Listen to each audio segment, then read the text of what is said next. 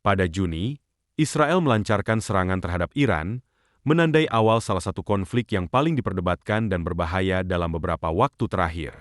Serangan ini merupakan balasan atas dukungan Iran kepada berbagai aktor, baik negara maupun non-negara, yang telah menyerang Israel sejak Oktober 2023 dan bahkan mungkin lebih awal.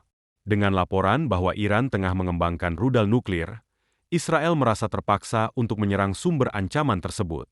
Jika rudal nuklir itu terlihat jelas, kemungkinan serangan mendalam ke Israel akan menjadi nyata, sebuah risiko yang tidak dapat diabaikan oleh Israel maupun Amerika Serikat. Sebagai respons terhadap serangan pada malam yang dramatis itu, Iran melancarkan serangkaian serangan balasan, menembakkan lebih dari 450 rudal balistik dalam beberapa gelombang. Target serangan mencakup lokasi-lokasi penting di Israel, seperti Tel Aviv, Haifa, dan Yerusalem, serta pangkalan militer seperti Pangkalan Udara Nedum dan Tel Nov.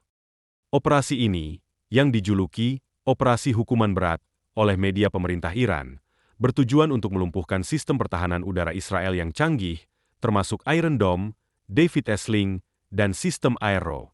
Rudal-rudal yang digunakan dalam serangan tersebut meliputi berbagai sistem, seperti Ahmad, Ghadar, Khaibar, Sheikh, dan Gdor, serta rudal hipersonik Fatal 1, yang memiliki jangkauan antara 840 hingga 200 mil dan mampu membawa muatan peledak yang signifikan.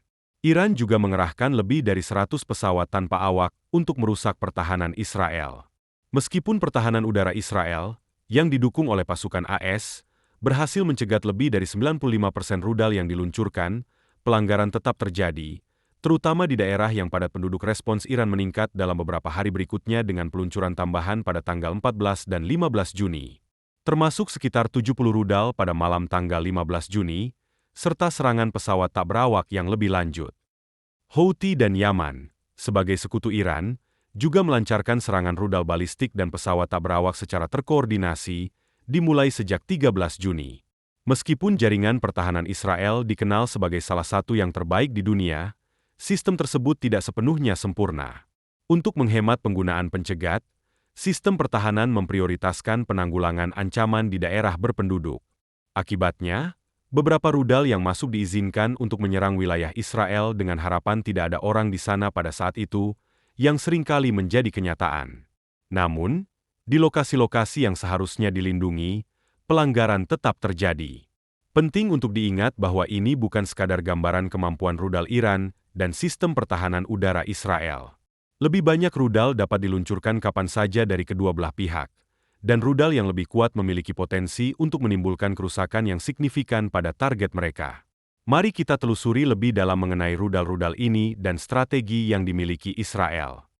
Konflik antara Israel dan Iran yang meletus pada 13 Juni, setelah serangan udara Israel terhadap target nuklir dan militer di Iran, telah memicu Iran untuk mengerahkan beragam rudal balistik dan rudal hipersonik canggih sebagai balasan. Iran telah meluncurkan begitu banyak jenis rudal termasuk senjata utama mereka, rudal balistik jarak menengah, MRBM, yang dirancang untuk menempuh jarak hingga 930 mil dari Iran ke Israel dengan kecepatan yang dapat memecahkan penghalang suara 5 kali lipat. Pada kecepatan ini, rudal-rudal tersebut dapat mencapai target terjauh dalam waktu sekitar 12 menit. Mereka mengikuti lintasan tinggi yang melengkung, dan dengan kecepatan serta dinamika saat kembali, rudal-rudal ini menjadi sangat sulit untuk dicegat, bahkan oleh sistem pertahanan yang paling canggih sekalipun. Sejak 13 Juni, Iran telah meluncurkan lebih dari 450 rudal balistik ke arah Israel dengan berbagai cara. Menargetkan kota-kota seperti Tel Aviv, Haifa, dan Beersheba, serta lokasi militer seperti Pangkalan Udara Fatom dan Tel Mot.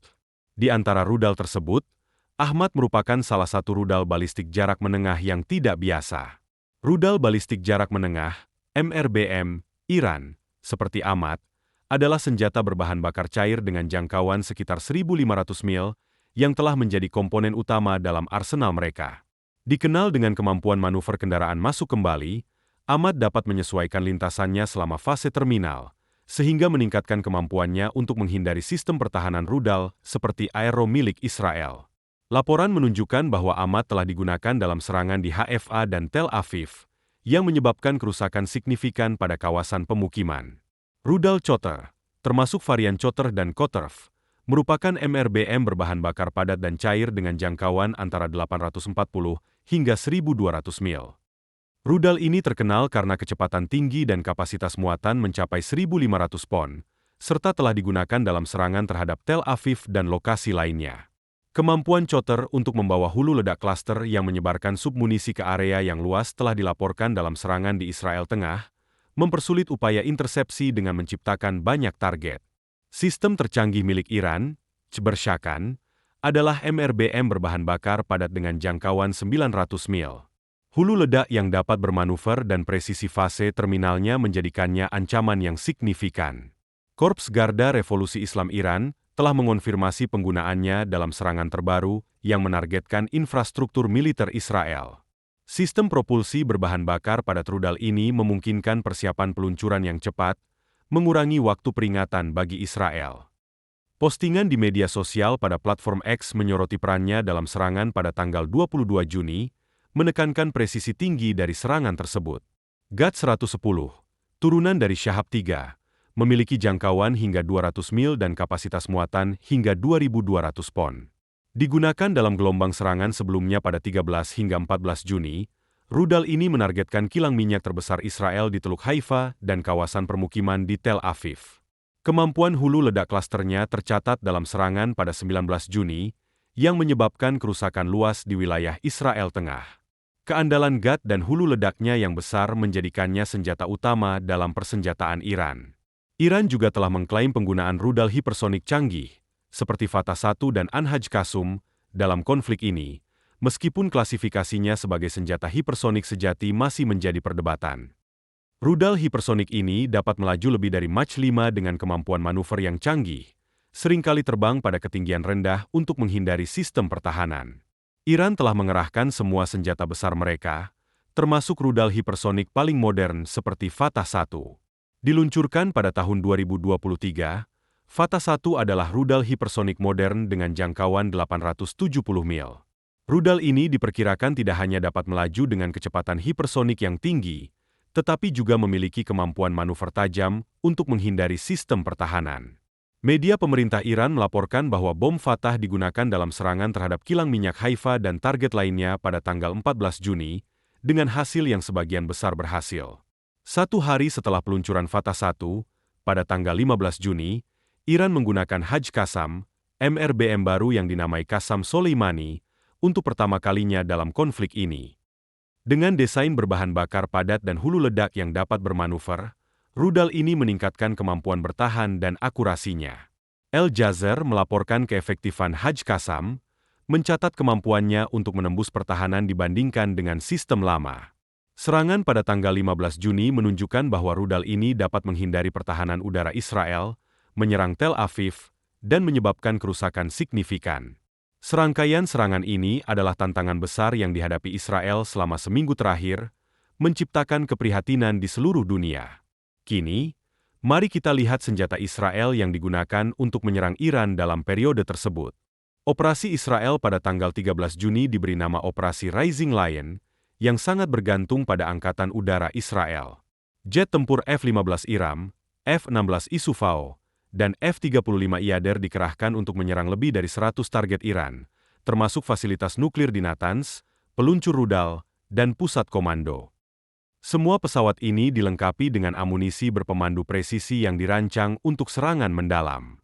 GBU-31 seberat 2.000 pon, yang berdasarkan pada bom MK-84, telah terdokumentasi dalam rekaman Angkatan Udara Israel dari serangan tanggal 13 Juni yang dilakukan oleh F-15 dan F-16. Bom berpemandu GPS ini dirancang untuk menembus target yang diperkeras, seperti fasilitas nuklir Iran, dan penggunaannya menunjukkan bahwa Israel berhasil mencapai superioritas udara penuh atas Iran pada saat itu. Selain itu, GBU-39 seberat 250 pon yang diluncurkan dari F-16 menawarkan presisi tinggi untuk menargetkan lokasi penyimpanan rudal di pusat komando dengan kerusakan tambahan yang minimal. Ukuran yang ringkas dari bom ini memungkinkan pesawat untuk membawa lebih banyak unit, meningkatkan kapasitas serangan secara signifikan. Postingan di X mengonfirmasi penggunaannya dalam serangan pada tanggal 14 Juni yang menargetkan pangkalan rudal Iran seperti Aman dan Southwest. Seri Spice, termasuk varian Spice 250, 1000, dan 2000, adalah bom berpemandu elektrooptik dan GPS dengan jangkauan hingga 100 km.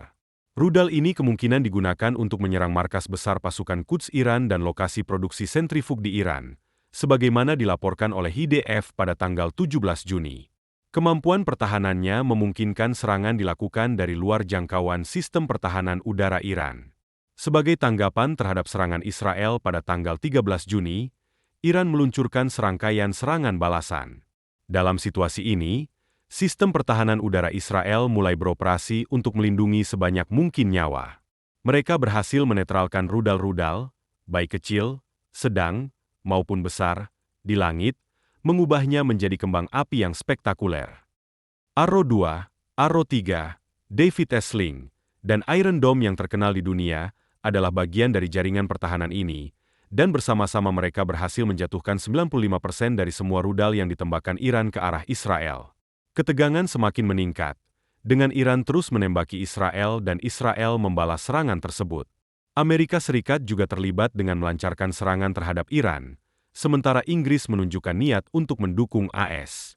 Di sisi lain, Korea Utara sedang dibicarakan sebagai potensi pendukung Iran, dan Rusia mungkin ikut terlibat. Sederhananya, situasi ini bisa jadi merupakan awal dari Perang Dunia Baru. Namun, ada cara untuk mencegahnya. Anda dapat berkontribusi dengan memberikan like pada video ini dan berlangganan saluran ini. Jadi, lakukan sekarang juga, dan terima kasih telah menonton.